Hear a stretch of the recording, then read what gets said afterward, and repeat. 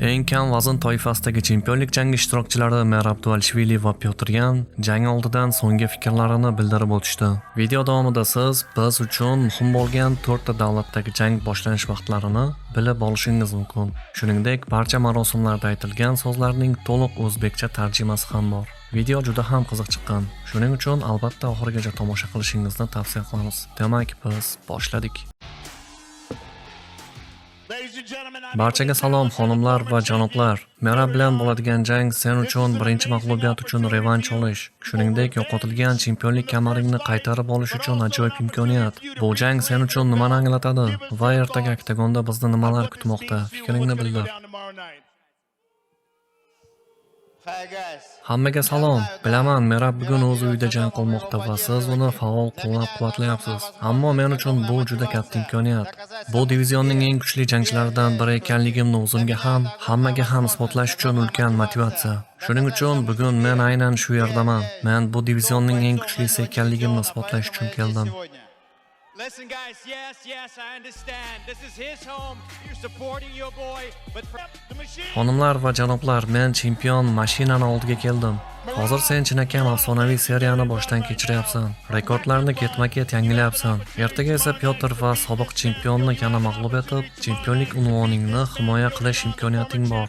Oldinda bizni qanday jang kutyapti? Fikringni aytsang. Men senga shafqatsiz so'zining asl ma'nosini ertaga ko'rsataman. Bu yil 4-bor chempionlik kamarimni himoya qilishim.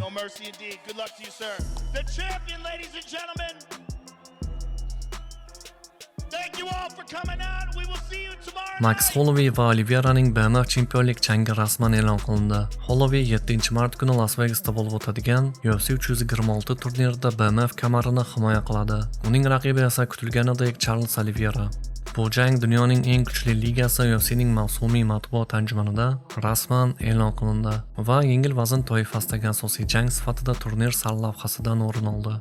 Amerikalik Max Holloway va braziliyalik Charles Oliveira o'rtasidagi jang ularning ilk uchrashuvidan qariyb 11 yil o'tib bo'lib o'tadi.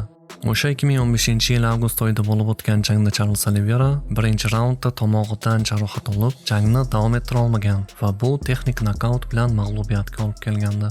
Shundan buyon 34 yoshli Holloway va 36 yoshli Oliveira haqiqiy sport afsonalariga aylanishdi. Ikkalasi ham UFC chempioni bo'lishga muvaffaq bo'ldi. Jang oldidan ularning umumiy g'alabalar soni 48 taga yetdi. Bu UFC tarixidagi eng yuqori ko'rsatkichlardan biri. Bu jang Max Holloway uchun BMF kamarining ikkinchi himoyasi hisoblanadi. U ushbu kamarni o'tgan yilning aprel oyida Justin Gaethje'dan qo'lga kiritgan, iyul oyida esa Dustin Poirierga qarshi muvaffaqiyatli himoya qilgan edi. Do'stlar, endi ertangi janglar haqidagi ma'lumotlarga kelsak. Bu turnirda Merab Dvalishvili va Pyotr Yan chempionlik kamarini himoya qilish jangi. Ularning ikkinchi to'qnashuvi va katta revansh jangi hisoblanadi. Alexander Pantoja va Kyoji Van chempionlik kamari uchun jang. Brandon Moreno va Tatsuro Taira asosiy karta jangi. Asosiy kartadagi eng xavfli janglardan biri Jan Blachowicz va Bogdan Guskov to'qnashuvi. Bu diviziondagi haqiqiy kuch sinovi bo'lishi aniq. Og'ir vazn, kuchli zarbalar, portlovchi to'qnashuv. Bu jang kechaning eng shiddatli to'qnashuvlardan biri bo'lishi aniq. Diqqat do'stlar, UFC 323 turnirining asosiy janglari qachon boshlanishini aniq aytib o'taman. Aynan main card chempionlik janglari boshlanadigan vaqtlar. O'zbekistonda asosiy janglar 7-dekabr ertalab 9:00 da start oladi. Koreyada esa asosiy janglar 7-dekabr obeddan keyin 1:00 da boshlanish kutilmoqda. Qirg'izistonda esa asosiy janglar 7-dekabr ertalab 10:00 da tomosha qilinadi.